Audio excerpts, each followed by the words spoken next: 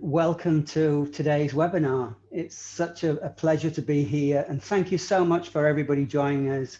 It's certainly a good morning from me in sunny Dubai, but for some of you I know it's afternoon, evening, and also even good night. So you're welcome. It's great to be here. Today, this webinar is entitled The Leadership and Learning for Your Organization to be Future Ready. So my question to you guys is, are you really ready for the future of learning and development? I'm not sure. We certainly weren't ready for the pandemic. So are we ready for the future of learning? This is interesting for us, and we've been talking about this subject for a few months to try and pull this session together for you. My name's Paul Michael Gledhill. I'm the co-founder of Expert Learning. We're an online learning, talent, and performance consultancy based here in Dubai, in the United Arab Emirates, looking after the Middle East region. In fact, this month is our 18th birthday, so it's happy birthday to Expert Learning, and Ramadan Kareem to everyone as well. My colleague who I've met just a few times over the last couple of months as we put this together, we've met virtually and talked about how we can bring this session for you. Benny, can you hear me okay? How are you? Absolutely. Thank you so much for having me on. Excited. You're so welcome. Benny, if you want to kind of talk about who you are, what your role is, and what you're doing and where you are at the moment. Perfect. Hello there. I'm coming to you from Calgary, Alberta, Canada. I'm director for our solution practice for business and leadership solutions from Skillsoft, one of the largest learning organizations in the world, and glad to partner with Expert Learning. Three things you should know about me is one, I am an advocate for the modern learner and using technology, and have around 20 years experience in learning overall. Second is I used to lead a customer success organization for Skillsoft. So working in particular with marketing, measurement, and strategy and learning, especially with our clients in North America and Asia Pacific. So Australia, New Zealand, Singapore, Philippines, India, and of course, North America with the United States and Canada. And last is I used to be a client.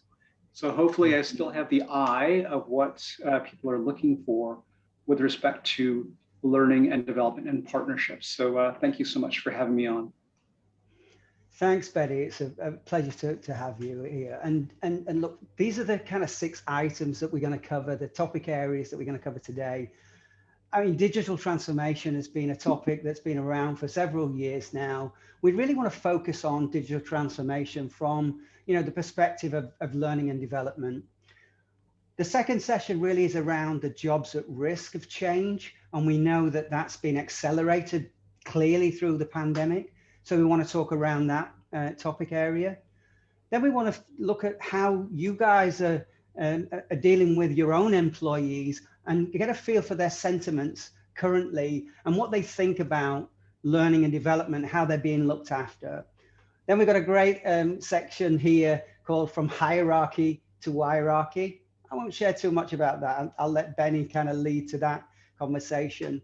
I think all of us in learning and development and HR, we're interested in how the brain works and how it functions. So we've got a real interesting initiative that we took with MIT around brain science and how people learn. So we'll be talking about that.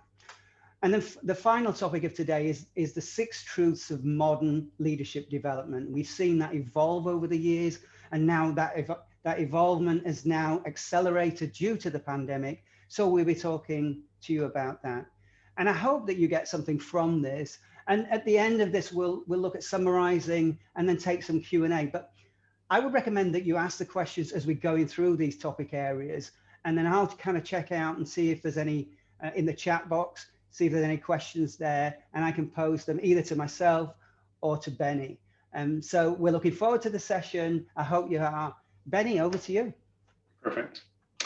So I have a few slides. I'll be talking a little bit and giving you some perspective. And again, this is from research that I've done on behalf of Skillsoft, as well as my peers within my organization. So hopefully you'll find this interesting.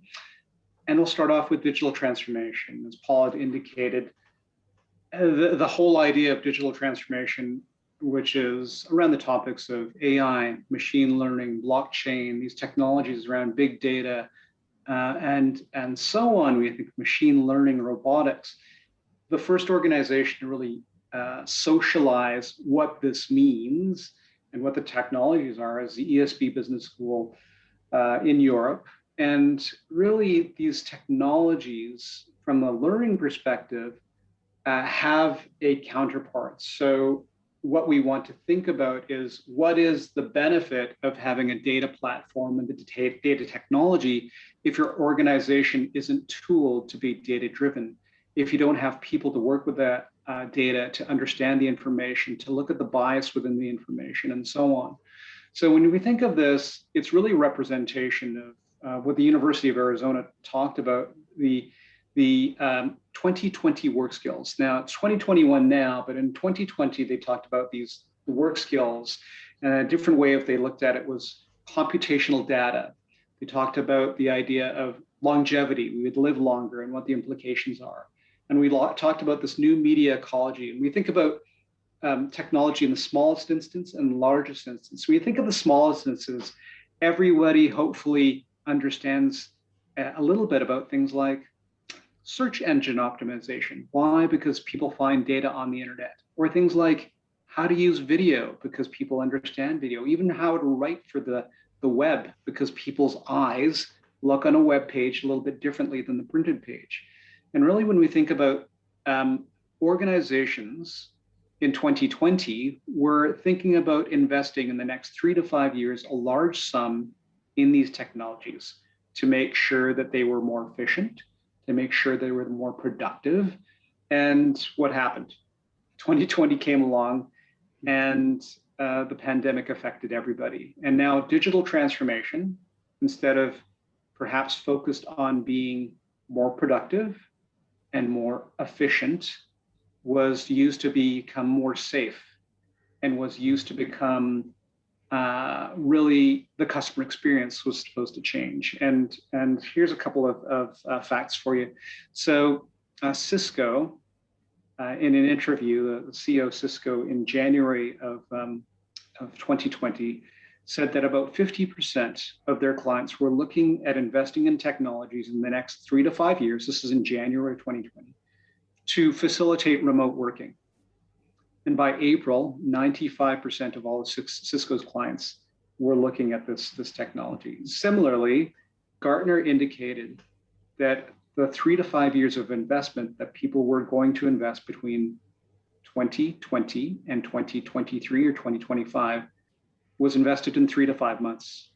So that this rapid change occurred, but I want to keep in mind that people have been affected by digital transformation, but it's not an event. It's something that was evolving over the last number of years. And we're going to continue to see the effects of this. So again, if you have questions or comments about this, please chat them in because we want to get your impressions about this. So how is this affecting us from a workplace perspective? Well, World Economic Forum came out something looked like this. And it's really an idea of how many jobs are at risk of being affected or displaced because of automation, because of technology. And the number is about 1 out of every 6 individuals is going to be heavily affected. And when you think of perhaps just an example, people buying a hamburger, people buying a sandwich, people eating at an eatery, a lot of the people preparing the food might be affected. If you think of a hotel, the people that are bringing meals to your door, helping you with luggage and so on, about 1 out of every 6 of those people are going to be affected. Now, the flip side of that is if you are a leader in an organization, about 1 out of every 6 people in your organization is going to be having their usefulness changed. And this is accelerating. So the World Economic Forum also said that by 2030, this is in 2017, by 2030, about 50% of all the jobs we will be doing will have not yet been created yet. In 2018, the US Department of Labor said it was going to be 53%.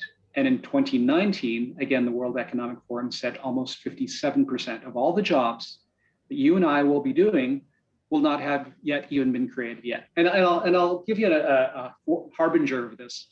So probably everyone's heard of a data scientist. I'm sure, Paul, you've heard of data scientists, and people come to your organization to say, help us, with arming people to be data analysts, data wranglers, and data scientists. Yeah. You know that title didn't even exist 7 years ago. And now LinkedIn will show that it's one of the most in-demand jobs and the highest paying job out of post-secondary school in just 7 years. Now, the good news is, let's look at this. What's the good news? The good news is that Gartner and many other organizations have indicated that of these 1 out of 6 people that are going to be affected, 1 out of every 3 can be easily upskilled or reskilled using education to be more useful today and tomorrow than they would have been in the past. So there are competencies I had. Maybe I was a database analyst using Excel or using SQL, and now I can be a data analyst, a data wrangler, or a data scientist using R or something else because I have that competency. I like to work with numbers, and similarly on down the line. So I'm going to stop there and pause there, Paul. If you have any reactions to the magnitude of the numbers we're looking at here. No, I think it's a great example. There's some great examples about drivers now, and again, it's popular because of the deliveries and everything. But once that automation kicks in, that's going to be another area of where people are going to have to shift their mindset. But certainly from that kind of journey, I guess, really, that people can take, I think there's a fear of even talking about data scientists and how could I ever get step into that. But I think as everybody gets more familiar with software, they're analyzing their own sort of software and how they are. It's just kind of shifting towards analyzing that software for the business and then moving into the training track, if you will, to get to the next level. So really important. Yeah, great insights. Absolutely. Thanks, Ben. Absolutely. So thanks for that. There is a little bit of a fear that this displacement is simply going to take jobs. But here's a couple of things to keep in mind is that the technology, according to organizations like Microsoft and Google, will actually create jobs.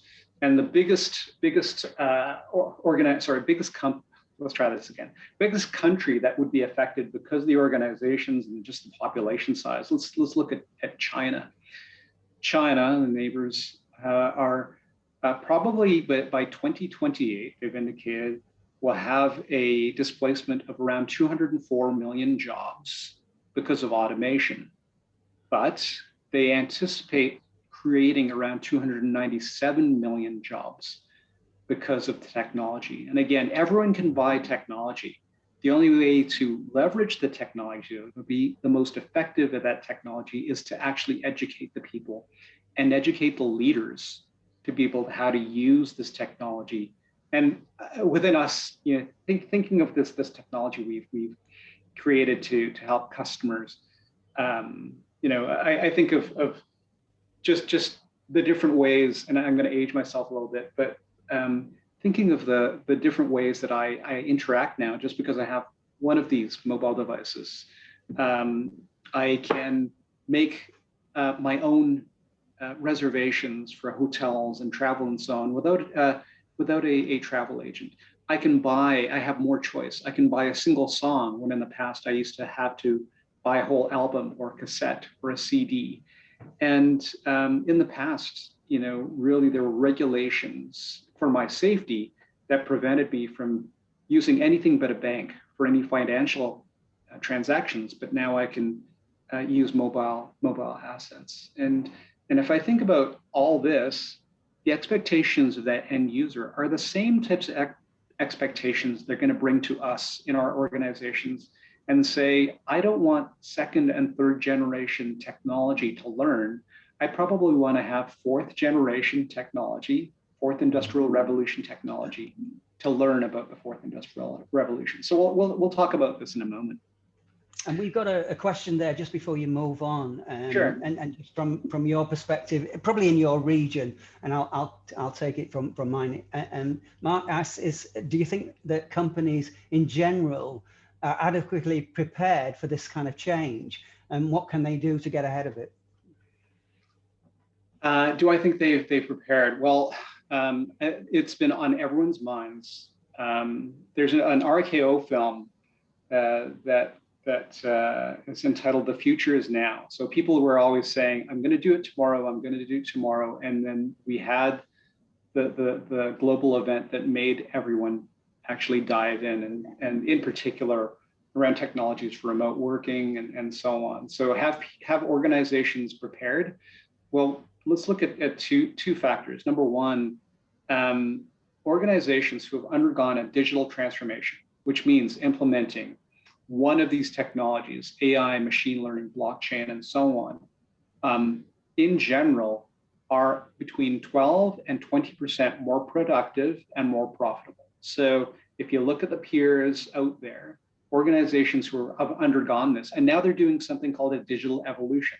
They're going through their next iteration. If they've done some AI, machine learning, or so on, they're actually doing another iteration, and they're staying ahead of the curve. So what we've seen is organizations are definitely investing in the technology, but they were behind in investing in the people. And why? Because of two things. Number one is they thought they could buy the people, which was a lot more available when there wasn't restrictions on travel and mobility. Today, that there are restrictions. So now you have to look inward instead of looking at exporting or importing your talent. I think the second thing is, again, just this realization that with respect to the customer and their consumer lives, the same things that, again, I'm being conditioned by YouTube, Facebook, Instagram. Those types of immediate type of responses are the things that people are now demanding in all sorts of facets of their lives. So if you're going to be customer responsive, you're going to have to deal in this world where people are buying more online. They're looking at different ways to have their interactions more immediate, and whether that means implementing chatbots in your HR department to answer questions, or using online learning to make sure that your learning is more scalable, efficient, and consistent. These are the types of things that we have to do today. Hopefully that answers the question. Yeah, perfectly well. Thank you. Okay, so let's go ahead a little bit in terms of the employee sentiment. This is a study that we had underdone at Skillsoft with Vance and Bourne in Asia Pacific, but we don't believe it's relegated simply to the region. When you think of the sentiment here, these survey was done with many individuals who were professionals. So these are not just unskilled labor. These are people who are professionals working in many organizations, and around 7 in 10 did not believe, even though they were receiving training on a regular basis, that their learning and development departments were doing enough to support them. And why? Because 1 out of every 3 to 1 out of every 4 of them believed that they were very concerned about their future employability. So it's not about the training they were getting for today, it's about the skills that they should be having for tomorrow. And now there's a heightened awareness of this, of course, because of COVID and because of the pandemic, where many people became underemployed or perhaps unemployed over the last year. And we see evidence of this with respect to the learning that occurred last year. Last year, we had over 351% increase in accesses for our learning, and 258% increase in hours of learning usage last year, just because people were trying to, again, remain employed or become fully employed because their employment was quite affected. And much of that impact happened in manufacturing, in fact. In manufacturing, for example, especially in Asia, if there were people who were impacted, about 50% were impacted. And actually in the region that we are in, and we're discussing today, and think about this, about McKinsey had indicated that the impacts of automation, machine learning, and AI in manufacturing, which happens to be a large portion, about 80% of the non-oil kind of activity within the region, could have large impacts, where perhaps anywhere from 3 to 4 in 10 individuals might have some portion of their accountabilities displaced because of technology. So again, if you want to have these people who are already in your organization, who are already engaged, who are already know about the company, to still be fully productive and still be fully engaged, providing them some education, some upskilling and reskilling, it's probably going to be a really good investment for organizations go forward. Your perspective, Paul, anything that you see around this? I think it's important then to have the depth and breadth of content available for people so that they can start to look at where they could develop themselves. And I think we're all advocates of self-based learning, but I think people need direction. I think there's clearly a sense of anxiety from employees here. And it's interesting that you mentioned that it's not just from what are we getting from training, it's where do we go and how employable are we going to be in this organization. So it's almost like they want to stay, but what's next for them and how can they grow? So yeah, for sure. Great. And one thing that you're going to notice here is a spike in the country that was very, very concerned was actually Singapore in this particular study, which was interesting because they have quite a large amount of government backing. And in fact, because of the maturity of their financial services and the amount of digital transformation that was ongoing in the country itself, they were actually the most mature with respect to digital transformation amongst a whole study, but they were the ones that were most concerned because they knew what they did not know. by undergoing some of the journey within their organizations and their verticals, they actually knew that there was a long way for them to go. So it was just interesting there. So from an overall perspective, one aspect that we should really focus on is really this idea of leadership and what a digital leader should be armed with and what they should be having as a perspective. So this image is actually from Harold Yarkey from the Internet Time Alliance, who is peers with Jay Cross, Clark Quinn, Jane Hart. And this is really just meant to illustrate the difference in the role of a modern leader. So in the past, of course, we had artisans, and very popular, of course, are hierarchies where the leaders at the hub of things, and where they're responsible again for the output of their people. But today, it's not just people responsible for people, but people responsible for machines and the network. So the leader is now responsible for the output of the network, which is people and machines, not just people and people. And why this is interesting is that there are a couple of schools of thought. And one of the reasons we partnered with MIT. MIT is of the view that a modern leader cannot make good decisions unless they are fully aware of the implications of the technology. So this is in line with institutions like Stanford and Cambridge. The other side is Oxford and Harvard, who are more along the lines of something like Korn Ferry, which there's nothing wrong with Korn Ferry. Korn Ferry stresses good communication. It stresses the reduction of errors. And there's nothing wrong with reducing errors. But if that's all there is, then you wouldn't have a situation, for example, like Nokia. Nokia in 2007 had 70 to 80% of the mobile phone share in the world. And the organization at the time decided to make their mobile phones faster, quicker, cheaper. And by 2012, had lost over 70 to 75% of their market share. Why?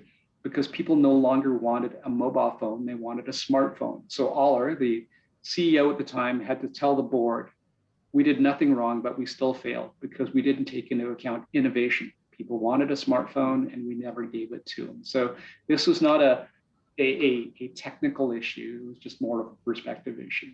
So when we think of this, it's going to be really important to think about how we partner, who we partner with, and again, just the ability for a leader not to know perhaps every technical detail. Dr. Jerry Kane talks about this idea of a digital leadership assessment, which we now have at Skillsoft, but it's around being aware of what the nuances and differences are around things like remote work, around things like innovation, around things like agile frameworks, how to develop, teams and products who are more agile. These are the types of things that we need to talk about. And Paul, your perspective here? Yeah, no, I think it's fascinating. I love that kind of idea that it's not about management of people and that kind of top-down approach, and kind of looking at the analytics of machines and software and making judgments around there. So I think there's a massive change in leadership styles, but even where leaderships need to go to learn, some of these techniques. So I think that's really important. Okay. So one of the biggest things that a leader has to do is they have to make sure that they are engaging their organization. And why are engaged organizations good? If you think of measuring engagement, a couple things. In the biggest scale, when you think of organizations that measure engagement, first of all, Aon Hewitt will say that engaged organizations are 10 to 12% more productive. And Kevin Cruz, who wrote many books on engagement, talks about the fact that engaged organizations are also having 3% less absenteeism and have something called a salary elasticity, which means if I was offered the same job across the street,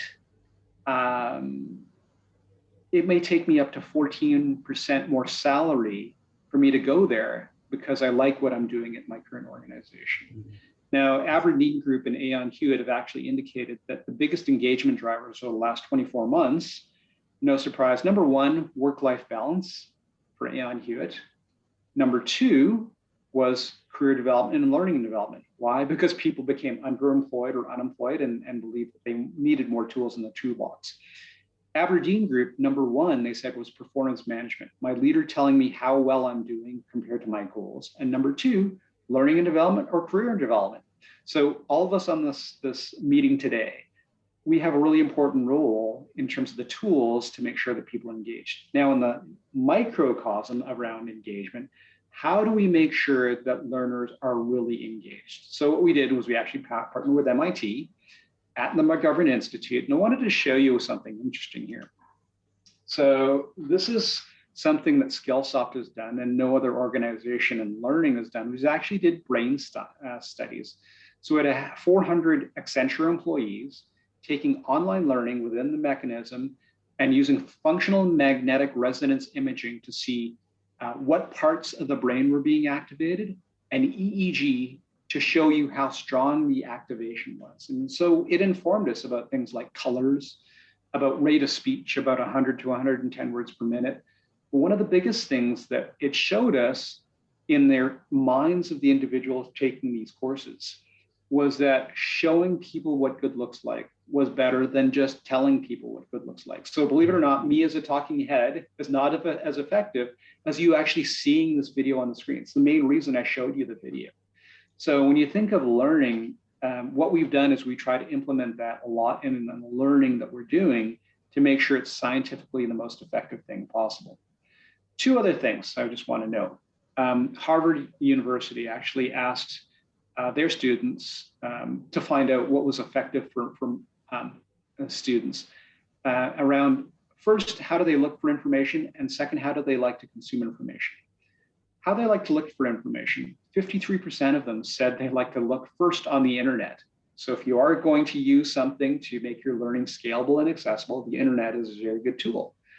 Second is they said 52% of the people said they like to consume information first on an iPhone.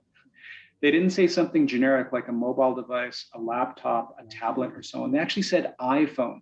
So if you don't have, and this is technology agnostic or vendor agnostic. I think that we do this well at Skillsoft, but if you don't have something that plays on an iPhone, you're probably not going to engage the modern learner.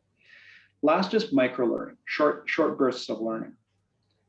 Our primary research, I looked at in particular myself, around 240,000 online learning completions.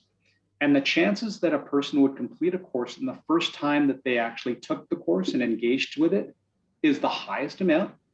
The first time, if the course was, and thinking of online learning and your work environment, if the course was about 30 minutes or less, the completion rate was around 87%. We added 15 minutes more. If the course was 45 minutes or longer, the completion rate on the first launch was about 27%.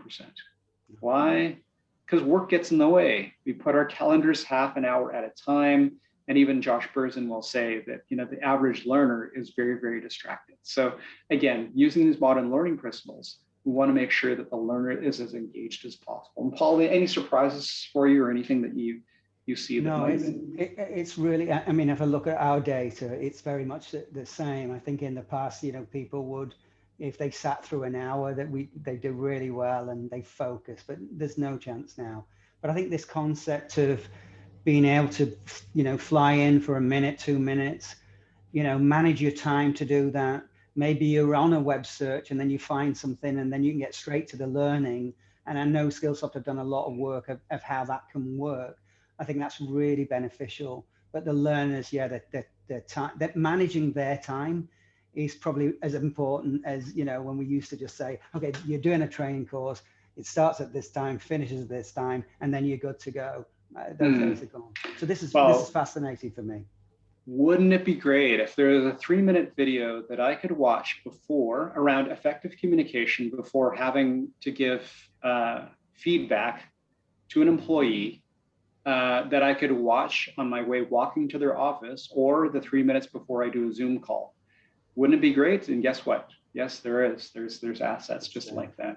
So let's think about learning and leadership more generally. And this is actually from a Brandon Hall white paper that really talks about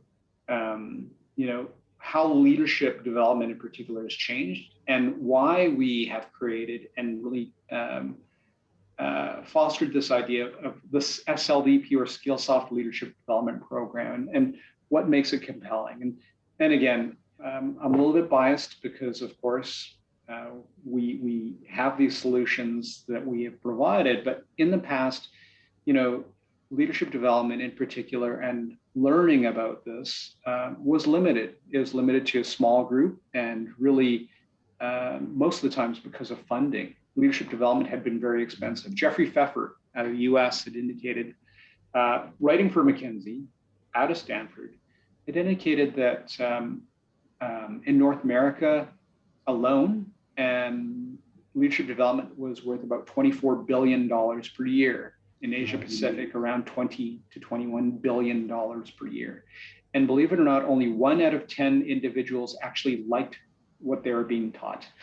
So you're spending all this money, but 1 out of every 10 people actually liked what they were being taught. So this whole idea of going from limited to democratization, that's going to be important. I'm just going to focus on a couple things. So limited, second is this idea of command and control to connect and collaborate.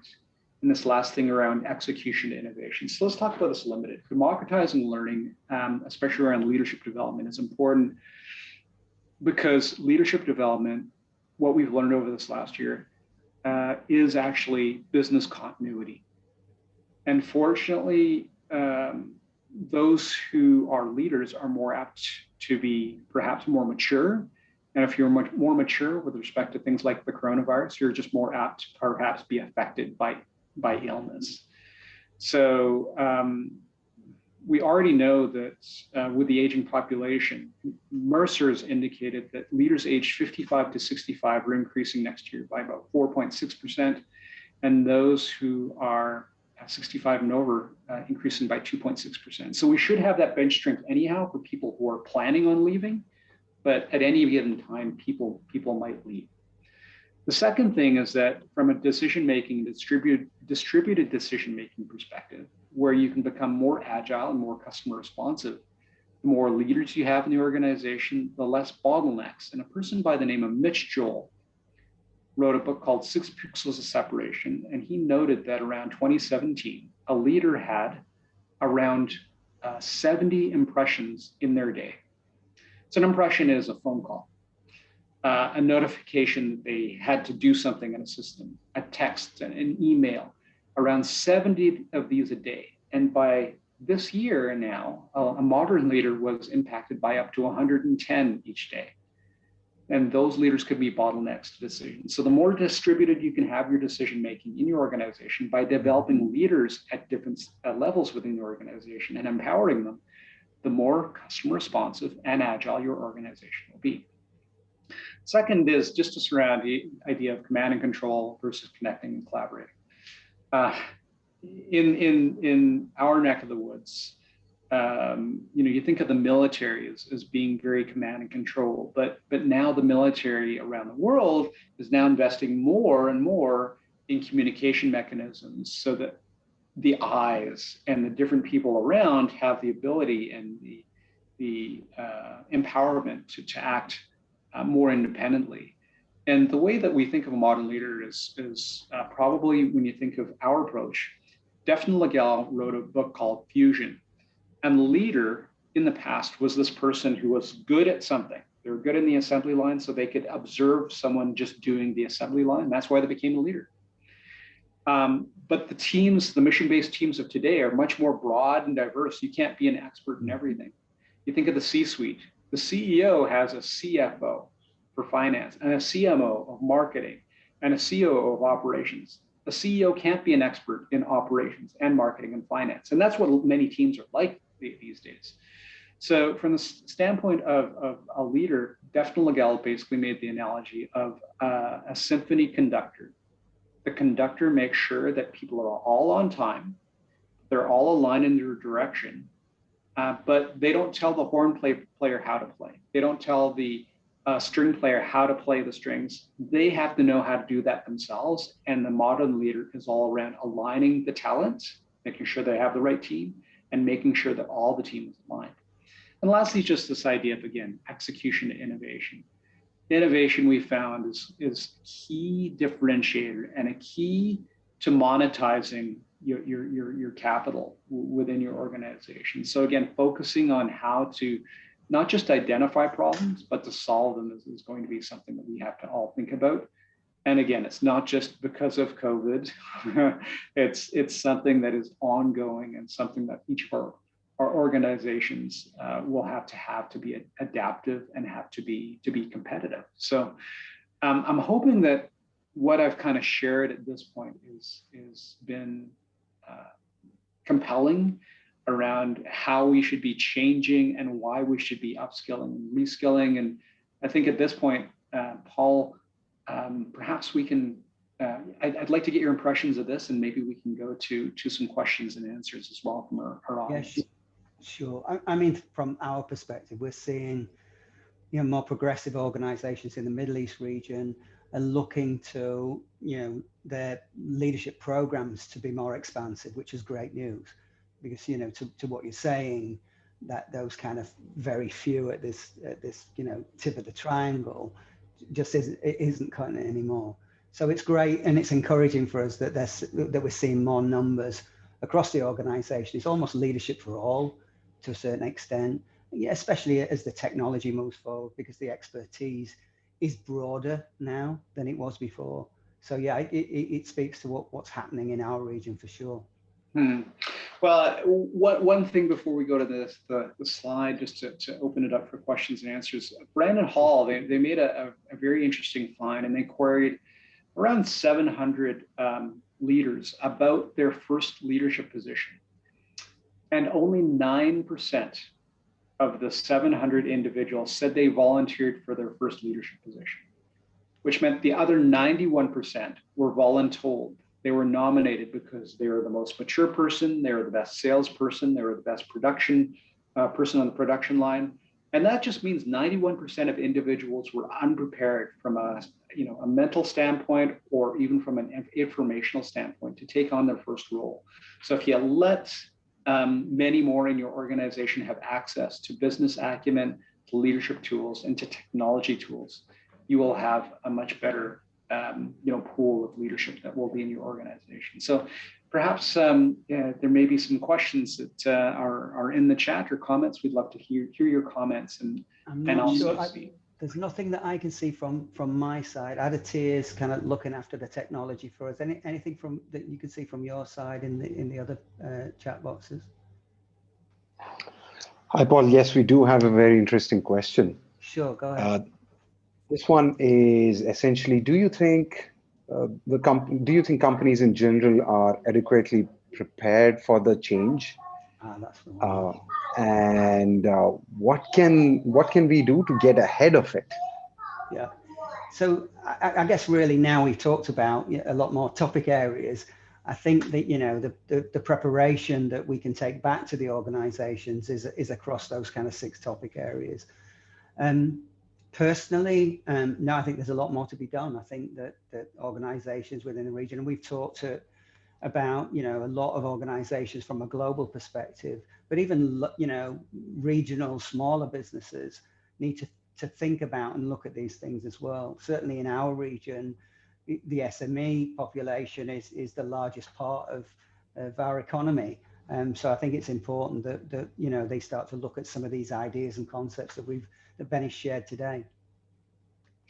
Yeah, maybe just to add on to that, I think that organizations have to think of the idea of learn, relearn, learn, relearn. So this idea of a cycle, the CLO of TD Bank actually indicated that because we're living longer and because the product development cycle is much faster, that the individual may have up to 27 careers over their lifetime compared to what we had previously. Again, just living longer, you're going to have more careers. And because, and think of it, the Dow Jones Industrial Index was actually supposed to have been kind of weighed and compared against 4 benchmark organizations at the beginning of that exchange. And now out of those 4 organizations, only one exists now. The only one that exists left is GE. The other 3 have dissipated, they've disappeared. So the half-life of companies is actually, is changing. So just thinking about the average career now being about 4.5 years and having to learn and relearn ongoing. I think the only other thing is that with the emphasis these days, if we looked at our topical consumption over the last year, there was an emphasis on certifications, because certifications make not just the individual more marketable, but make companies more marketable. If you have the more individuals you can say are ISO certified, Six Sigma certified, there's many different kind of values around project managers and so on. That I think those are the types of things that, again, you might want to take stock as a talent leader in your organization to say how many of these people are really adequately trained. And the last thing is the efficacy in your system. So they've completed the course. Have they passed the tests? Do they say that they are have they completed it in a way that you can see it visibly? So at Skillsoft, we actually have now enabled blockchain badges, which are not just some sort of printout that someone else can give to someone else and copy and put their name on. They're actually just like the currency, a valid certificate coming back to our organization to say that this person had passed at a certain level. And why is that important? These certificates are good, for talent management within your organization to validate that the person completed to a satisfactory level. And these badges can be displayed not just in your organization, but on your LinkedIn profile or something to that effect. And just one data point. Last year, 2019, LinkedIn done a survey and respondents had indicated, 26% of the respondents indicated to actually lying on their CV, on their profile, which means it's probably much higher. And how do you know? How do you believe that the person actually knows what they know? Well, these things like certificates are going to be important. So I'll stop there and see if that helps with preparation. And I think it's, you know, it's very difficult when somebody says to you, well, yeah, I know Microsoft Word, or I know, you know, I'm a data analyst, and to prove at what level and what skill set you have. I think the digital badges that started as something for gamification, essentially, I think now to have blockchain and that verification is really valuable. There is one last question, probably if I can read this to you, Benny, sure, before we close out. Do you see companies now hiring for skills that they can nurture and grow in new staff, rather than hiring direct replacements for people, which could be less expensive?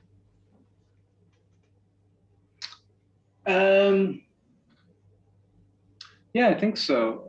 The adaptability, again, it comes back to the organization's ability to sustain career paths and sustain skills development with the organization. I think that would be the key to enable organizations to arm themselves internally versus hiring externally. And we know that hiring externally can be more expensive, and because of the limited mobility now, especially because of COVID, it's a good strategy. So I do believe that hiring in this particular way for mindsets rather than just straight competencies, so these kinds of new mindsets around agility, elasticity, innovation, emotional intelligence.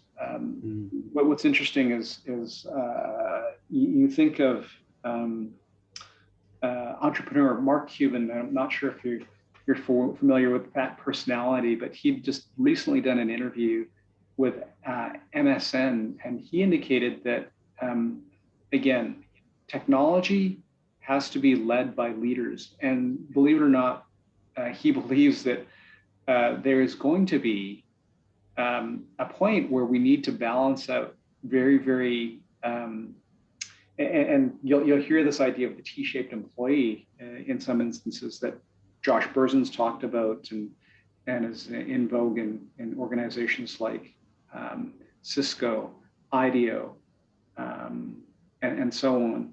And this idea that to be collaborative across an organization, the mindset is that I want to be collaborative. So believe it or not, in the technology side of the organization, the skills that you're going to need to move across and collaborate with the business side is business skills, presentation skills, negotiation skills, communication skills. But on the business side, for business leaders to reach out and to work with a technology organization, you're going to need to know a little bit about digital transformation, AI, machine learning technology. So it's really around this idea of being a more well-rounded individual and also having the desire to learn. So I'll close off by saying Gartner had rated nations, countries in digital dexterity. And number 3 was the UK, number 2 was the US, and number 1, believe it or not, was India. And they said India was number 1 because they had the largest population hungry and willing to learn digital skills and leadership skills. And that's why Gartner said that they were the most digitally dexterous country, just the hunger to learn. So the school, I guess the thing that we should be teaching in school, as well as to adults today, is the thing to learn is how to learn and to continue to learn. That's what it is.